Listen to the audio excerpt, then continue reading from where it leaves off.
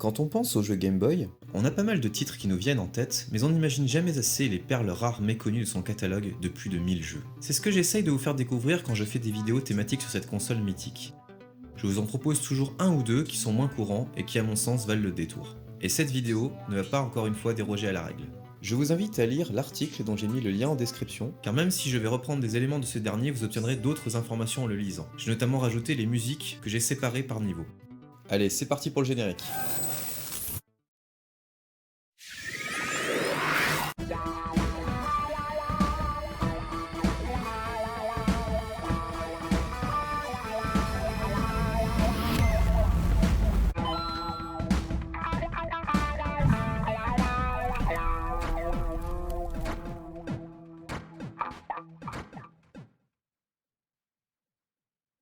Quand on parle de shoot'em up sur la portable de Nintendo, on pense rapidement et facilement à Solar Striker, les Nemesis, R-Type, Parodius, mais au niveau japonais on pourrait citer des perles n'ayant jamais quitté le territoire japonais.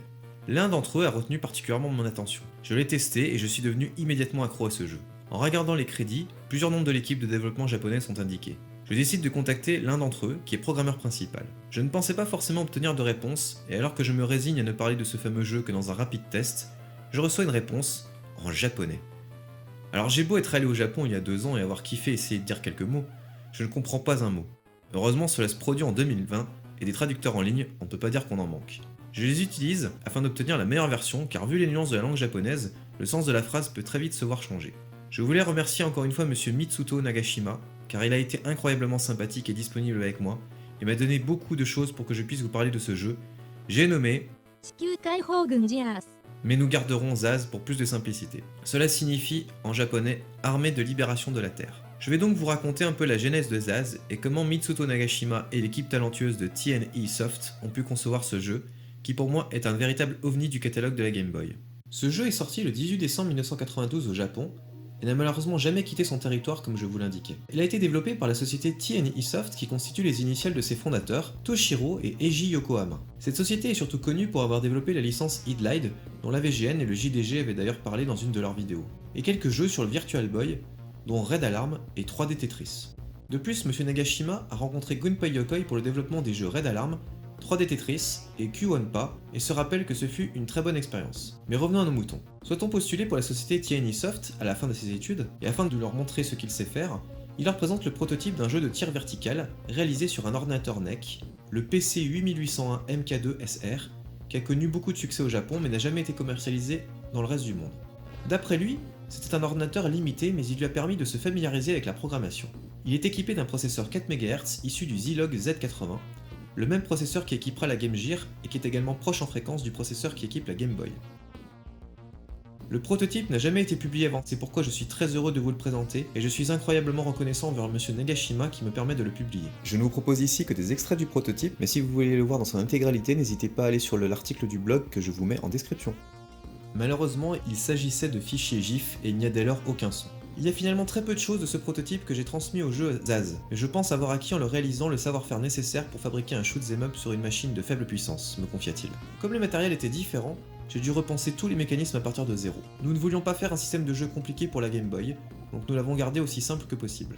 Dans l'équipe de Zaz, il sera accompagné de Michiaki Takahashi, qu'il avait rencontré quand il était étudiant. Tadashi Nakatsuji était leur superviseur et l'aida aussi à programmer le son et les effets sonores. C'était très agréable de travailler avec lui selon Mitsuto Nagashima qui appréciait cette relation de travail avec son supérieur, qui le consultait régulièrement dans différents domaines. Pour ce qui est de la musique, on nous a dit que nous pouvions utiliser ce que nous voulions à partir du stock de plus de 100 chansons de la société à l'époque. Donc nous avons pu choisir la musique que nous voulions. J'aime toutes les musiques de Zaz. Satake-san, Yumi Satake, également connu sous le nom de Yumi Kinoshita, et Shikikazu Kamaki ont parfaitement converti les musiques sélectionnées pour les adapter sur Game Boy. Il faut noter que chaque niveau a un thème, mais également chaque boss.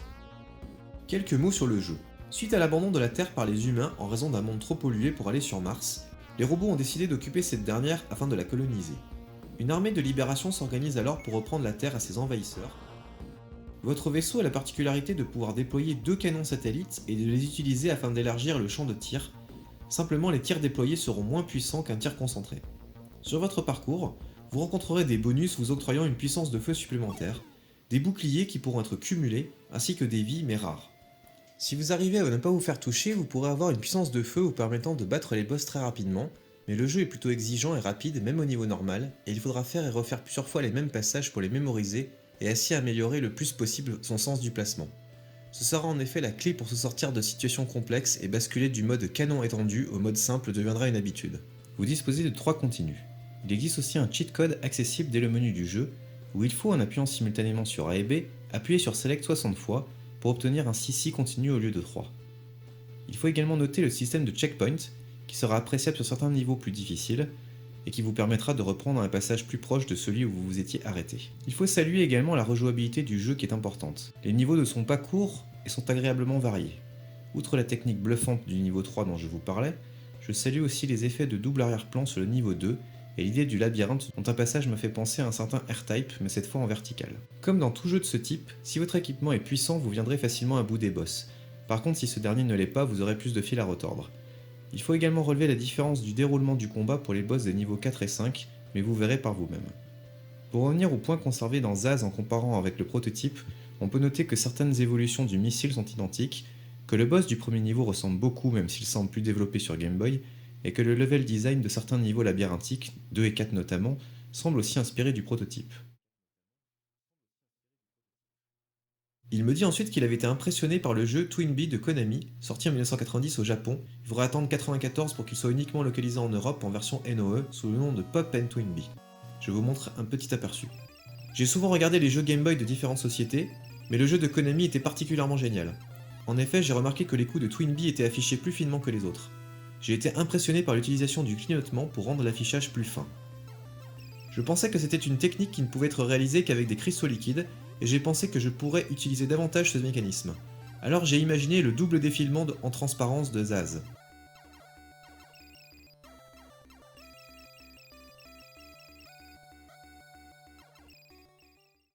Il me dit ensuite qu'ils ont créé une version de test et qu'ils l'ont fait examiner en interne. Mais le clignotement était perceptible même sur les écrans LCD, et nous avons pensé qu'elle était inutilisable. Cependant, lors d'une réunion interne, nous avons quand même décidé de l'utiliser pour se démarquer des autres entreprises. Plus tard, Takahashi nous a aidé à créer un arrière-plan qui ne faisait pas apparaître les clignotements, ou du moins de façon plus discrète. Et c'est ainsi que nous sommes arrivés là où nous en sommes aujourd'hui. Je pense que le double défilement du niveau 3 a eu un grand impact. Takahashi a créé la plupart des graphismes et on peut dire que le jeu Zaz n'aurait pas pu se faire sans lui. Je n'ai pas trouvé particulièrement de difficulté à programmer Zaz, c'était plutôt un défi de trouver des idées pour chaque niveau.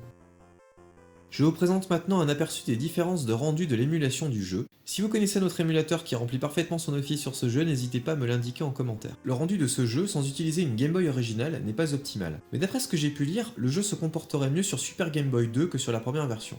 Je vous donne quelques conseils pour pouvoir pleinement profiter de ce jeu, car vu son prix, entre 300 et 350 € la cartouche seule et 1500 à 1800 € le jeu complet, il est fortement probable que vous ne puissiez y jouer tout comme moi que sur émulateur.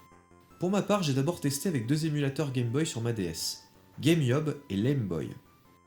GameYob est un très bon émulateur, mais sur ce jeu, certaines fois a fait disparaître partiellement ou totalement le décor en arrière-plan, notamment les niveaux 1 et 3, et montre moins le clignotement qui donne cet effet de profondeur. Par exemple, dans le premier niveau avec LameBoy, j'avais l'impression qu'il y avait du brouillard et un effet de flou derrière les nuages. Et dans le niveau 3, cette impression est renforcée car les nuages se déforment en bougeant ce qui se situe sous eux. Je comprends dès lors totalement pourquoi ce fameux clignotement a une importance capitale pour ce jeu.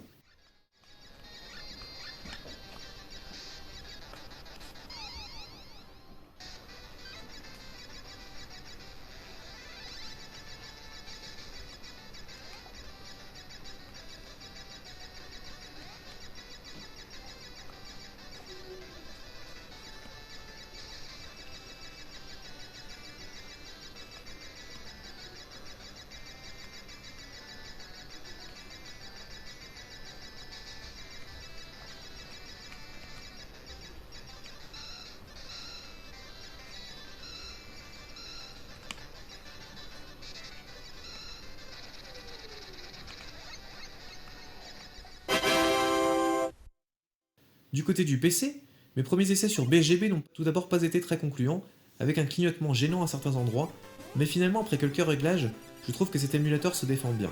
J'ai testé également la version 64 bits que je trouve meilleure.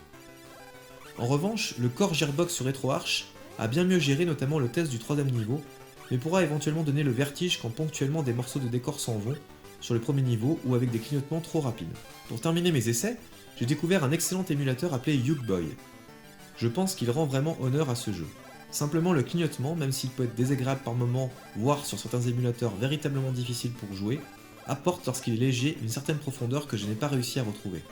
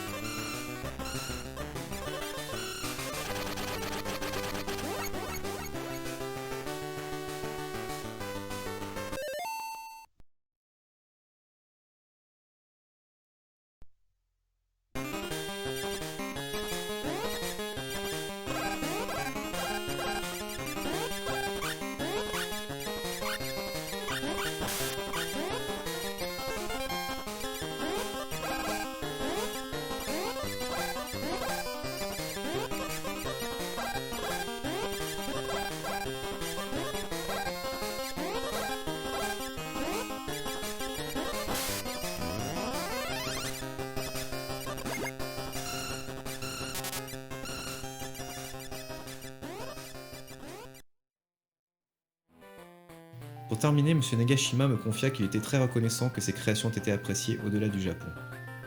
Lorsque Zaz a été lancé, il n'a malheureusement pas été bien accueilli, mais je suis reconnaissant de l'intérêt et de l'appréciation que nous recevons maintenant.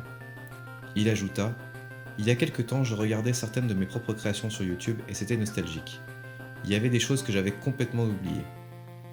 Je pense qu'il est bon de se souvenir du passé parfois. J'ai trouvé cette citation d'Anatole France qui fait écho à cette phrase de Mitsuto Nagashima: ne perdons rien du passé, ce n'est qu'avec le passé qu'on fait l'avenir. Avec mon accent japonais tout pourri, je vais le remercier maintenant.